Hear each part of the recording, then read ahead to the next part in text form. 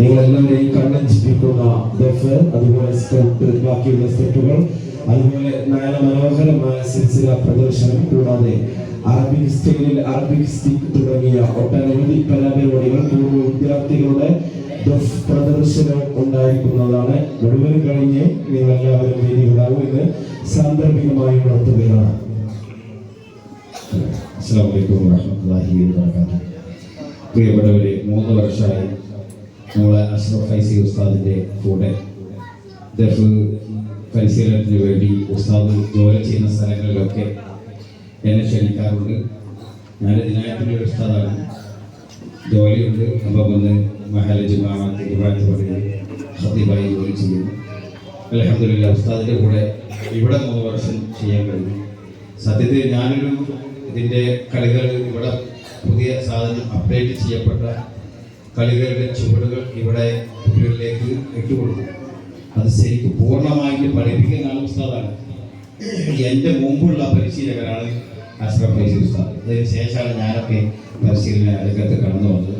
എന്തായാലും ഞാൻ ഇട്ടുകൊടുക്കുന്ന കളികൾ ഉസ്താദാണ് അതിൻ്റെ പരിശീലിപ്പിക്കൽ, അതിൻ്റെ എഡിറ്റിങ്ങും അതിൻ്റെ എല്ലാ കാര്യങ്ങളും ഉസ്താദ് ചെയ്യുന്നു. ഞാനതിൻ്റെ അതിൻ്റെ വൃത്തിയാകുന്നു എന്ന് മാത്രം. അൽഹംദുലില്ലാഹ് ഇതിൻ്റെ എല്ലാ ക്രെഡിറ്റും ഉസ്താദിനാണ് കൊടുക്കേണ്ടത്, അത് ഞാൻ എനിക്കല്ല.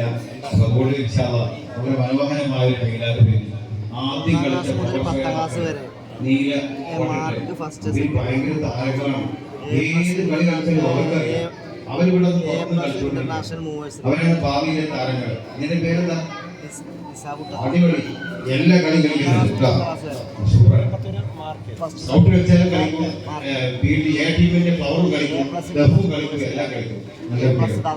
ഞാനത് വീഡിയോ ചെയ്തിട്ടുണ്ട്, എന്റെ ചാനലുണ്ടാവും. നിങ്ങൾ കളിക്കുന്നത് ഇവർ കളിക്കുമ്പോൾ നിങ്ങൾ കളിക്കുന്നത്. പിന്നെ നല്ല രീതിയിൽ തന്നെ കുട്ടികളുടെ നമ്മുടെ ടീം കഴിഞ്ഞ വർഷവും നല്ല ടീമായിരുന്നു, ഈ വർഷവും ഉണ്ട്. എനിക്ക് പ്രാക്ടീസ് ചെയ്യുന്ന പഞ്ച് കിട്ടുന്നില്ല. എന്തുകൊണ്ടാണെന്നറിയോ? ഷൂട്ട് കളിക്കുന്നത്.